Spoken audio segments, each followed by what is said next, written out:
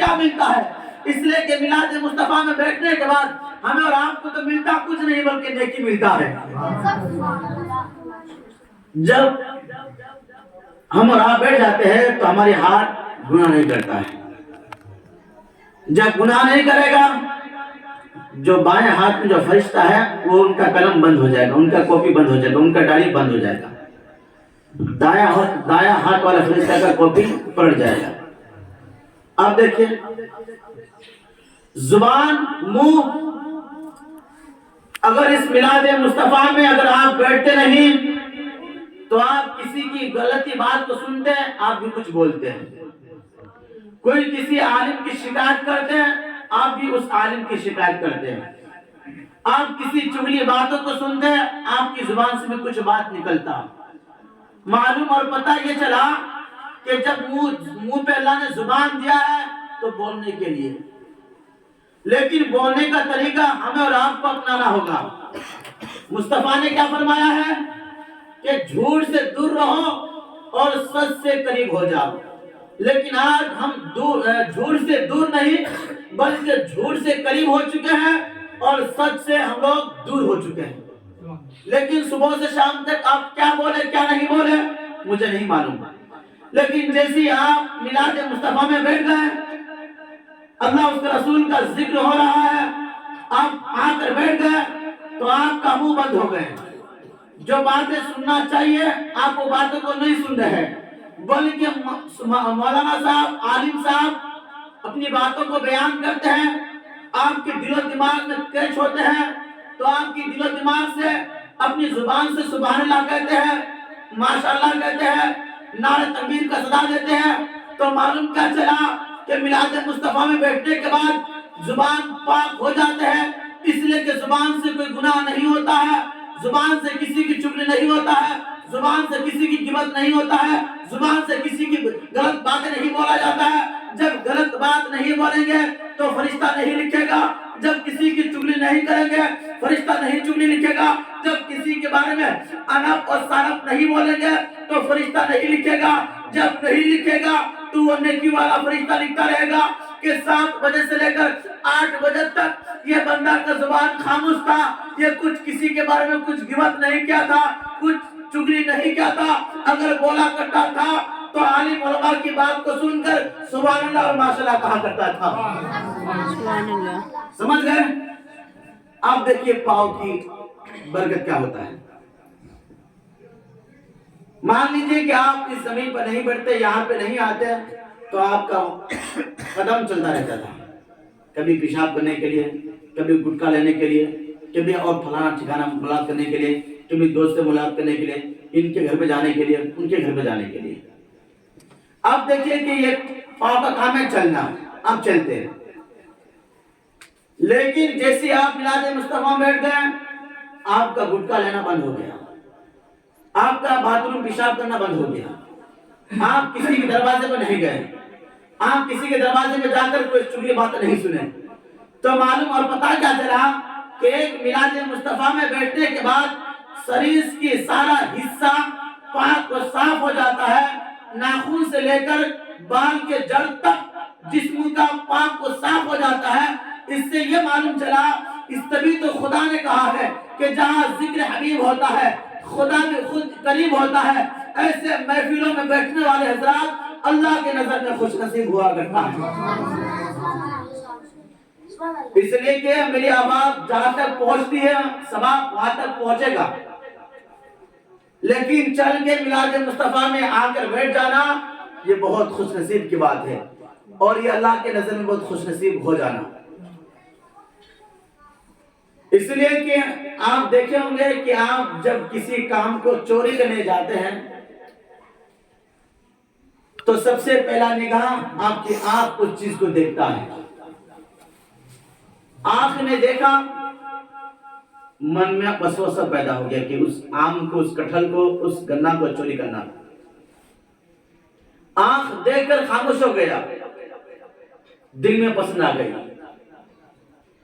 جب دل میں پسند آ گیا دل بند ہو گیا، دماغ بند ہو گیا، من میں آپ پوچھنے لگا کب میں پہنچوں، کب میں پہنچوں. اب جب دل میں خیال ہو گیا تو پیر جانا شروع کر دیا. غور سے سنیے گا. پیر جانا شروع کر دیا, پیر اور پاؤں وہاں تک پہنچا دیا, وہاں تک پہنچا دیا.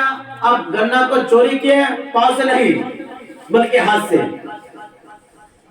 نگاہ میں لے کے آیا آنکھ, دل میں چوری کا ارادہ پیدا کیا, دماغ اور دل, اور دماغ ارادہ کرنے کے بعد لے کے گیا پیر. پیر لے جانے کے بعد گنا تک چھوڑ دیا, لیکن پیر اب کہتا ہے کہ میں تمہیں لا کے پہنچا دیا, اب میں پاؤں سے توڑوں گا نہیں, اس لیے کہ مجھے توڑنے کا کام نہیں ہے, مجھے چلنے کا کام ہے, میں نے تمہیں پہنچا دیا. پھر جب پیر وہاں تک پہنچ گئے, ہاتھ کام کرنا شروع کر دیا. ہاتھ اپنے ہاتھوں سے گنا چوری کر لیے, گھاس کاٹ لیے, بیل چوری کر لیے, پتہ نہیں کیا کیا چوری کر لی. آج جب ہاتھ چوری کر لیا, ہاتھ کیا کرتا ہے؟ ہاتھ چوری کرنے کے بعد اپنے کندھے پہ آپ رکھتے ہیں, پیٹھ پہ کوئی سامان رکھتے ہیں, سر پہ کوئی سامان رکھتے ہیں. اپنے ہاتھوں سے تو لے کے آتے ہیں, اگر کوئی زیادہ وزن چیز ہو جائے گا اپنے ہاتھوں پہ آپ نہیں لے کے آ پائیں گے, آپ کے پیٹھ کا سہارا لینا پڑتا ہے یا سر کا سہارا لینا پڑتا ہے. تو آپ کیا کہا, ہاتھ نے کیا کہہ دیا, میں نے توڑ دیا, موڑ دیا, اب تو لے چل. پھر پیر کہتا ہے میں پہنچا دیتا ہوں, لیکن اس کا وزن برداشت نہیں کروں گا. تو وزن برداشت کرنے کے لیے سر کی ضرورت پڑتا ہے, وزن برداشت کرنے کے لیے پیٹھ کی ضرورت پڑتا ہے. جو جب پیٹھ پہ آپ لاد دیے اور پیٹھ پہ آپ جب چڑھا دیے تو پیٹھ کیا کہتا ہے, تو نے مجھے سوار کر دیا لیکن میں لے کے جاؤں گا نہیں, بلکہ پھر پیر سے چلتا ہے. لیکن چلتے چلتے جیسے آپ کسی چوری کرتے ہوئے پکڑ لیتے ہیں تو مالک نے آپ کو مارنا شروع کر دیتا ہے. مارتے مارتے آپ جب مارنا شروع کیے, لیکن پیٹھ مار کھایا, لیکن آنکھ سے آنسو نکلتا ہے. پیٹھ مار کھایا, آنکھ سے آنسو نکلتا ہے. بدن میں مار کھایا, آنکھ سے آنسو نکلتا ہے. ہاتھ پہ مار کھایا, آنکھ سے آنسو نکلتا ہے. پیر میں چوٹ لگا, آنکھ سے آنسو نکلتا ہے. آپ کے پیٹھ میں چوٹ لگی, آنکھ سے آنسو نکلتا ہے. تو معلوم اور پتا کیا چلا, کھایا پیر مارنے لیکن آنکھ سے پیر سے آنسو نہیں نکلتا ہے. کھایا پیٹھ مارنے, پیٹھ سے آنسو نہیں نکلتا ہے. کھایا ہاتھ مارنے لیکن ہاتھ سے آنسو نہیں نکلتا ہے. کھایا منہ پہ تماچا کھائے لیکن منہ سے آنسو نہیں نکلتا ہے. لیکن معلوم کیا چلا کہ آنکھ سے آنسو نکلتا ہے. کس سے آنسو نکلتا ہے؟ آنکھ سے آنسو نکلتا ہے. آپ پلٹ جائیے پھر پیچھے, دیکھا کس نے تھا؟ آنکھ. جب دیکھا آنکھ تھا, روئے گا کون؟ آنکھ. آنسو کہاں سے نکلے گا؟ آنکھ. تو آپ سمجھ لیجئے کہ اسی طریقے سے اگر آپ میلاد مصطفیٰ میں بیٹھ کر الحمدللہ, سبحان اللہ یا ماشاءاللہ کی صدا دیں گے تو منہ سے نکلے گا, زبان سے تو نکلے گا, جیبھ ہلے گا, لیکن اس کا پھل کہاں ملے گا؟ جنت میں ملے گا. اس کا پھل کہاں ملے گا؟ جنت میں ملے گا. اس لیے کہ حضور نے فرمایا ہے کہ عالم کو دیکھنا گویا کہ مجھے دیکھنا, عالم کی باتوں کو سننا گویا کہ مجھے دیکھنا, عالم کے ساتھ مصافحہ کرنا گویا کہ مجھ سے مصافحہ کرنا. تو معلوم اور پتہ یہ چلا کہ ایک عالم کو دیکھنا یہ مصطفیٰ کی سنت ہے, ایک عالم سے بات کرنا یہ مصطفیٰ کی سنت ہے, ایک عالم کی چہرے کو دیکھ کر مسکراہٹ دینا یہ مصطفیٰ کی سنت ہے. اس لیے کہ عالم کوئی دنیا دار کی وراثت نہیں ہے بلکہ حضور کی وراثت ہے. بولے سبحان اللہ. اب پھر پلٹ جائے کہ میں نے خطبہ کے بعد کیا پڑھا تھا, کہ وہ اما بنعمتی کا ربی کا فحدث. اللہ نے کیا فرمایا ہے کتاب میں, اے بندو جب تمہیں خوشی ملے تو میرا چرچا کرو, میرا ذکر کرو. تو اپنی رب کی نعمت کا خوب چرچا کیا کرو. جس طریقے سے آپ کو بائک خرید لیے آپ کا دل خوش ہو گئے, آپ کا گھر بن گیا آپ کا دل خوش ہو گیا, آپ کوئی اچھا کام کیے آپ کا دل خوش ہو گیا. لیکن جب آپ کا دل خوش ہو گیا, آپ اچھے سے اچھے لیول میں آ گئے, تو آپ کو شکر ادا کرنے کے لیے آپ کیا کرتے ہیں کہ 10 آدمی کو کھانا کھلا دیتے ہیں, 20 آدمی کو دعوت دے کے کھانا کھلا دیتے ہیں. لیکن کھانا کھلانا یہ کوئی کمال کی بات نہیں ہے, بلکہ کمال کی بات تو یہ ہوگا کہ آپ کے کام سے مصطفیٰ بھی راضی ہو جائے اور آپ کے کام سے اللہ بھی راضی ہوتا ہوا نظر آئے. جیسے یہ میلاد مصطفیٰ سجی ہے تو کس مقصد سے؟ کوئی گھر میں خواب دیکھا تھا کہ گھر میں میلاد ہونا چاہیے. دیکھیے اب خواب دو قسم کا ہوتا ہے، شاید پہلے نہیں سنے ہوں گے تو آپ سن لیجئے. خواب دو قسم کا ہوتا ہے، ایک رحمانی ایک شیطانی. اب رحمانی کا خواب یہ اچھا ہی ہوتا ہے اور شیطانی کا خواب یہ خراب ہوتا ہے. لیکن رحمانی کی خواب دیکھ کر یہ دل خوش ہو جاتا ہے اور شیطان کا خواب دیکھ کر دل نرم ہو جاتا ہے، پگھل جاتا ہے اور دل ڈر میں ہو جاتا ہے. اس لیے کہ خواب دینے والا خدا ہے. شیطان رب کے بارگاہ میں وعدہ کیا ہے، میں جب تک تیری بنی ہوئی زمین پر تیرا بندہ رہے گا میں ان کو بھٹکاتا رہوں گا، میں اس کو ٹچ کرتا رہوں گا، میں ان کو غلط طریقے سے غلط ویوہار کرتا رہوں گا.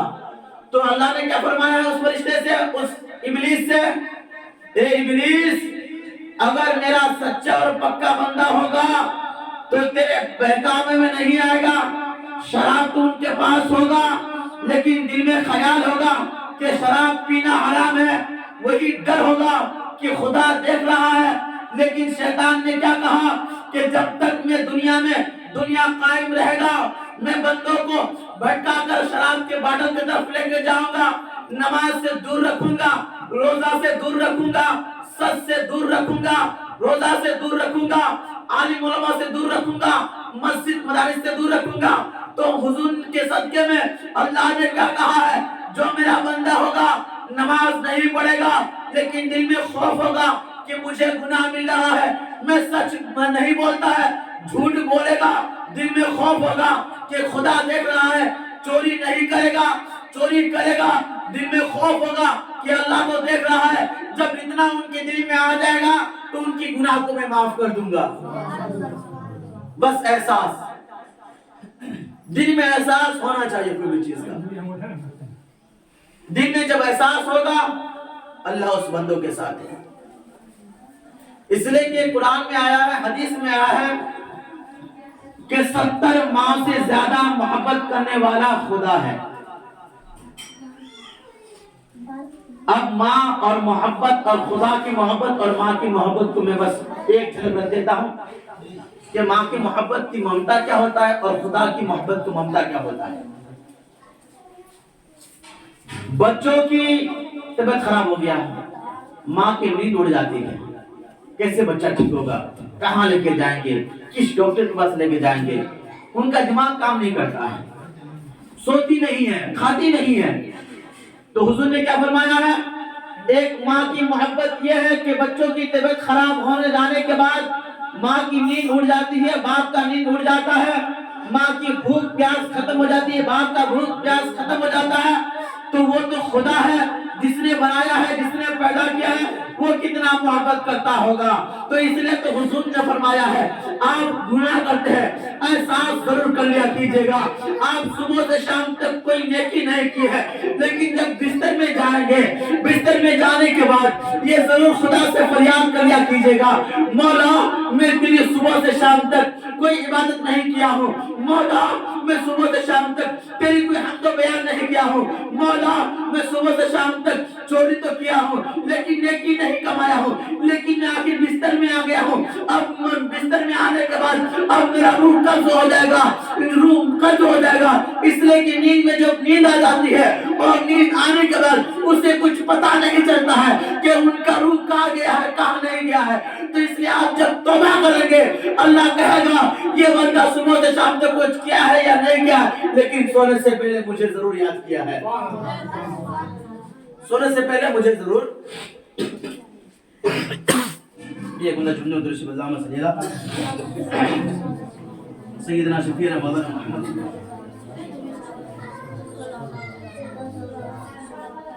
اس لیے کہ جب صبح سے شام تک آپ کچھ نہیں کہیں گے اور رات میں جب بستر میں جائیں گے تو ضرور اتنا سوچ لیجیے گا کہ اللہ کھلا کر سلاتا ہے، کھلا کر سلاتا ہے اور وہی اللہ بغیر کھلا کر اٹھاتا ہے. کوئی ایسا دنیا میں نہیں ہے جو بغیر خواہش ہو جائے. اگر ان کے پاس اناج نہیں تو پانی پی لیتا ہے, پانی نہیں تو بسکٹ کھا لیتا ہے, بلکہ کچھ نہ کچھ کھا کے ضرور سوتا ہے. اگر کچھ نہیں ملتا ہے تو تمباکو کھا لیتا ہے. بولے سبحان اللہ. تمباکو کھا کے سو جاتا ہے. لیکن بستر کے اٹھنے کے بعد بستر کوئی کھلا کے نہیں اٹھاتا ہے. یہ اللہ کی مصلحت ہے. اللہ نے کہا ہے میں جیسا ایک مرغی کے انڈے سے بچہ پیدا کر سکتا ہوں, ایک مرغی کے انڈے سے ایک بچہ پیدا ہوتا ہے. ایک ناپاک قطرے سے ہمیں اور آپ کو بنایا ہے. جب ناپاک قطرے سے ہمیں اور آپ کو بنایا ہے تو وہ خدا کتنا مہربان ہوگا جب اس خدائی پہ اندر ہم لوگ سارا سجدے جھکا دیں گے اور سارے ذمہ دار ان کو ٹھہرا دیں گے.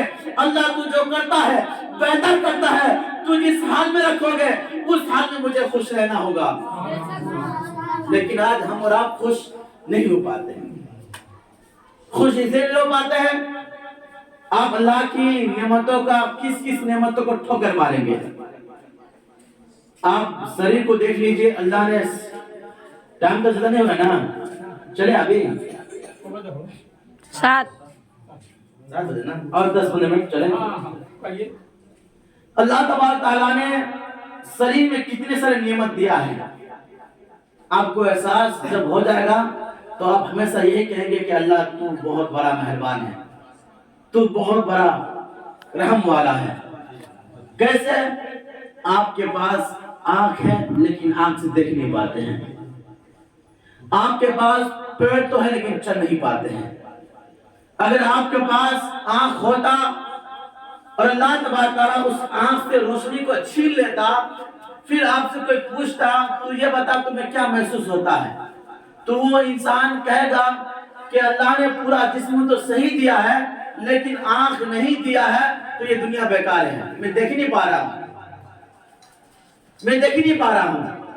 اس لیے قرآن میں آیا ہے کہ قرآن پڑھنا بھی عبادت, قرآن کو سننا بھی عبادت, قرآن کو دیکھنا بھی عبادت, قرآن کو چھونا بھی عبادت.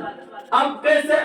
اس لیے کہ قرآن اللہ تبارک تعالیٰ نازل کیا ہے لیکن بہت سارے بندے پڑھ نہیں پاتے ہیں, نہیں جانتا ہے, نہیں سیکھا ہے پڑھنے کے لیے. تو اللہ نے کیا کہا ہے کہ قرآن تو وہ ایسی کتاب ہے کہ اگر کوئی قرآن پڑھنا نہیں جانتا ہے تو وہ سن لے گا تو اس کو ثواب ملے گا. اللہ اکبر. قرآن تو وہ ایسی کتاب ہے, آپ دیکھ لیجیے چھونا عبادت, کہ اگر کسی کے پاس ہاتھ نہ ہوتا وہ تو سن بھی پاتے, دیکھ بھی پاتا, لیکن چھو نہیں پاتا.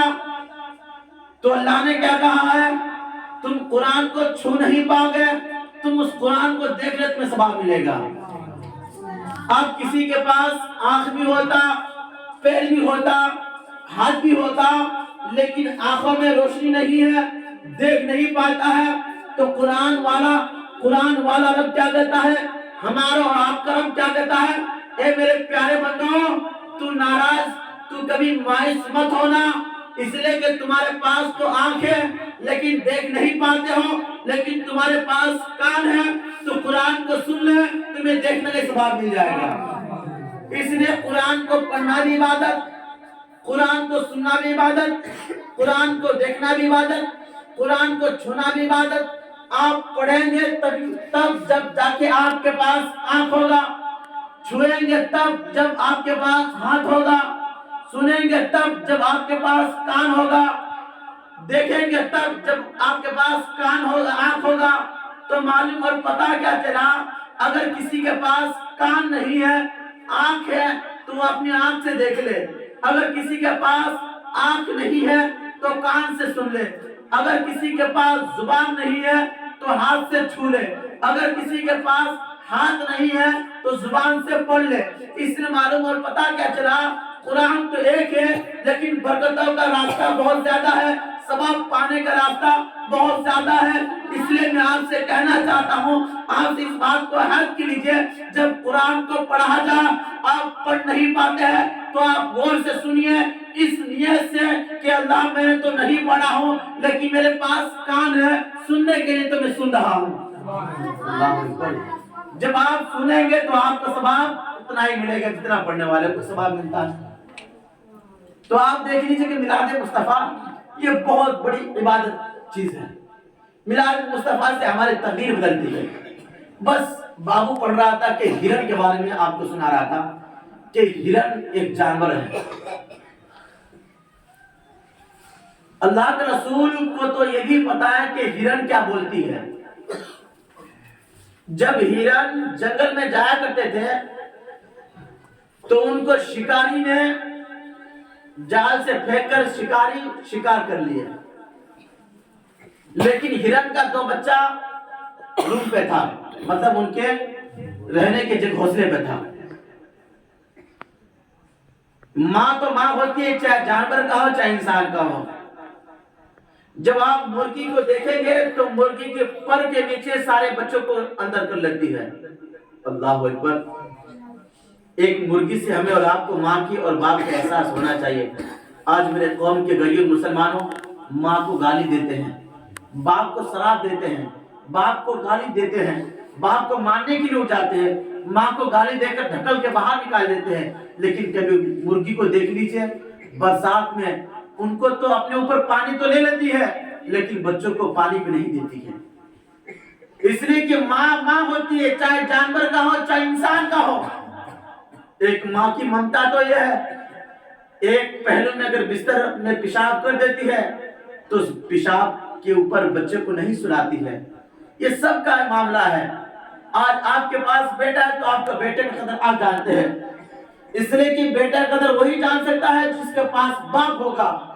اللہ اکبر.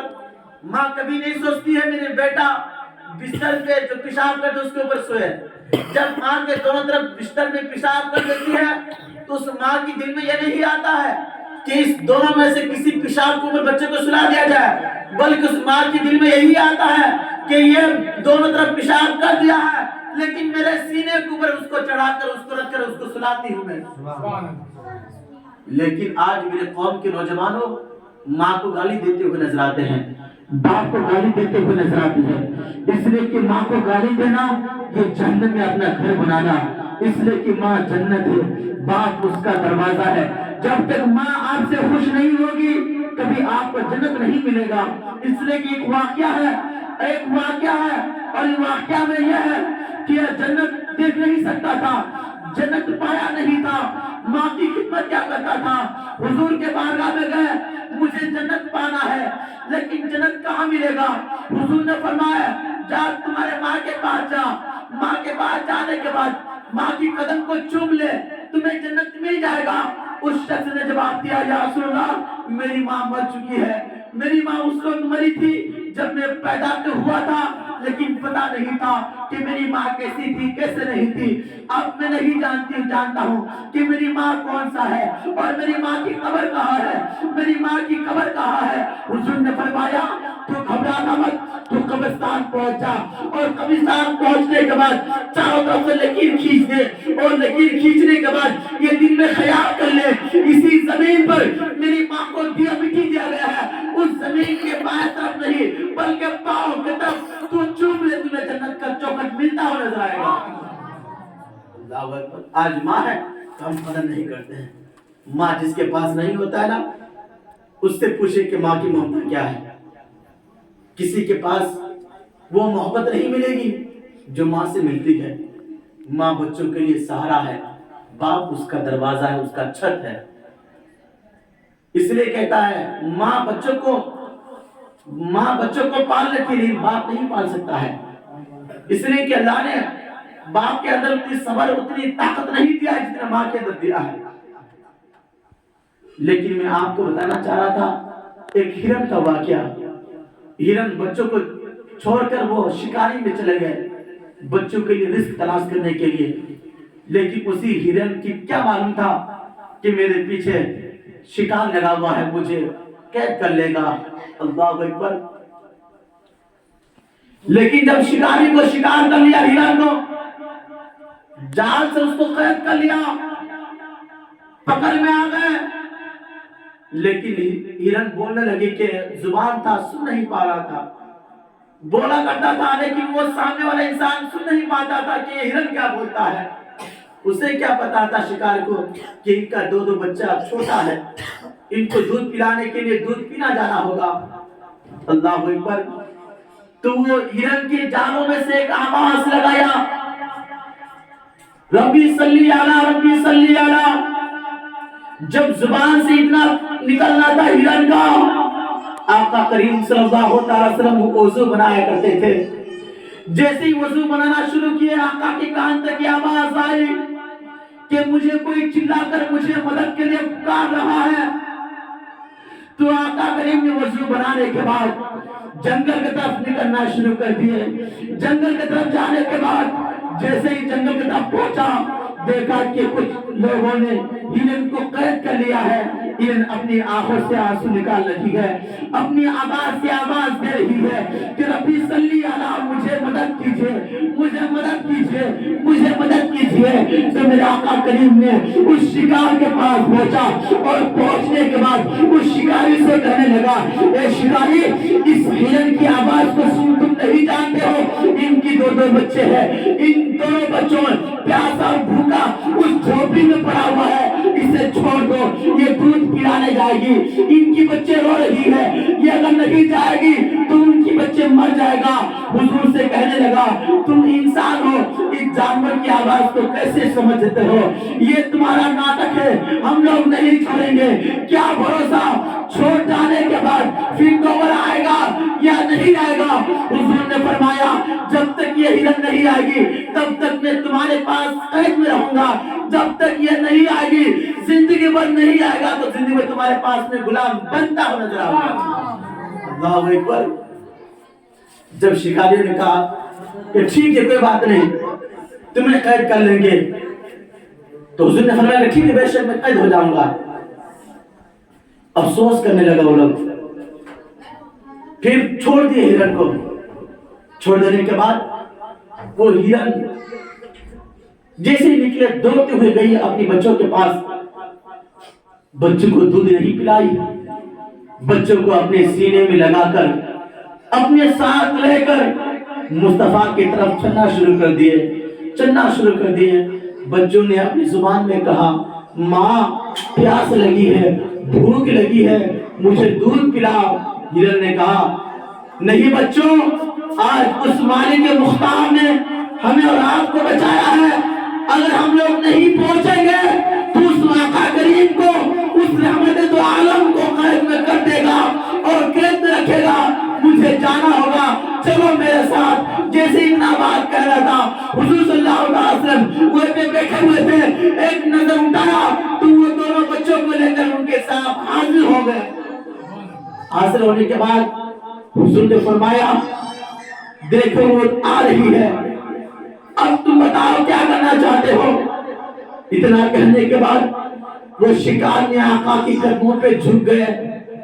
آقا کی قدموں میں جھک جانے کے بعد کہنے لگے, یا رسول اللہ صلی اللہ علیہ وسلم, جب یہ جانور کی محبت اتنا ہے کہ آقا کی محبت کی باتوں کو سن کر بچوں کو ساتھ میں لے کے قید ہونے کے لیے تیار ہو سکتا ہے, تو ہم تو بندے ہیں, ہم تو انسان ہیں, ہم سارا چیز دیکھ پاتے ہیں, سمجھ سکتے ہیں, تو ہمیں کلمہ پڑھا دیجئے اور آقا کی اپنی دین میں, اپنی اسلام میں داخل کر لیجئے. تیسرے نے کہا ہے, کرو مہربانی تم اہل زمین پر, خدا مہربان ہوگا عرش بری پر. اس لیے کہ آپ کسی کو زمین پر رحم کریں گے, اللہ آپ کو رحم خدا کرے گا. اس لیے کہ آپ جب بھی موقع ملے آپ ہر کسی کو رحم کیا کیجئے گا, آپ ہر کسی کو مدد کیا کیجئے گا. اس لیے کہ آپ کی ایک روپیہ اگر کسی کو مدد کر دیں گے, اللہ تبارک تعالیٰ اس ایک پیسے سے آپ کا جنت میں گھر بنا سکتے ہیں. اس لیے کہ یہ میلاد مصطفیٰ سے ہمیں اور آپ کو یہ سمجھ اٹھنا ہے کہ میلاد مصطفیٰ میں بیٹھنے کے بعد دین کی باتیں ہوتی ہیں, اپنا جسم پاک و صاف رہتا ہے, گناہ سے بچتا ہے.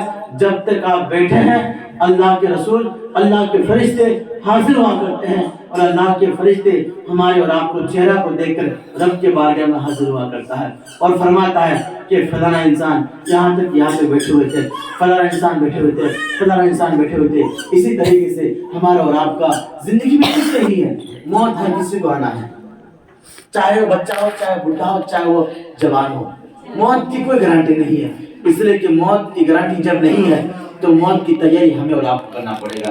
جب موت کی تیاری ہم اور آپ کریں گے تو اللہ کہے گا کہ یہ کسی اور نہیں بلکہ یہ میرا غلام ہے، اس لیے کہ ان کے دل میں میرا محبت اور میرے رسول کا محبت موجود ہے، اس لیے ان کا روح کو آسانی سے نکالا جائے. جب آسانی سے نکلے گا تو ہماری آنکھ بھی کھلا رہے گا. آپ دیکھے ہوں گے کہ موت جب ہوتی ہے نا، لوگوں کا منہ کھل جاتا ہے، آنکھ کھلا رہتا ہے.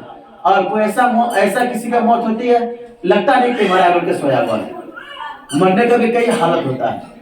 اس لیے کہ اللہ تبارک تعالیٰ نے موت جب ہوتی ہے بندوں کا نا، تو انسان کا سب سے پہلا روح کو قبض ہوتا ہے پاؤں سے. بس 3 باتیں اس میں، 3 باتوں کو بتا کر ختم کروں گا. تو انسان ہم لوگ کا جو موت ہوگی نا تو سب سے پہلے پاؤں سے نکالا جاتا ہے. اس لیے کہ ہم لوگ گناہ بھی کرتے ہیں پیر سے، مسجد میں بھی جاتے ہیں پیر سے، یہ چلنے کے کام کرتا ہے.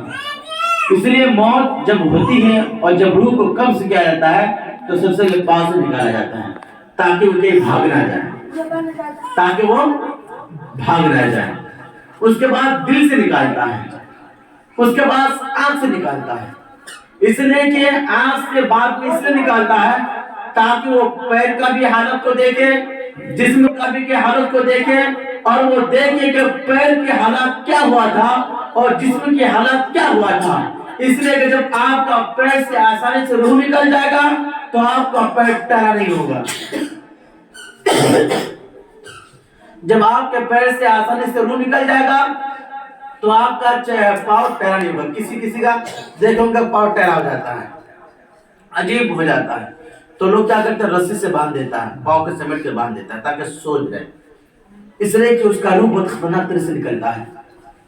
اس لیے کہ جب روح اچھی طرح سے نہیں نکلتا ہے نا تو اس کا پاؤں بھی ٹیڑھا ہو جاتا ہے. ان کا عجیب فیلنگ ہوتا ہے، اس درد سے پاؤں ٹیڑھا ہو جاتا ہے.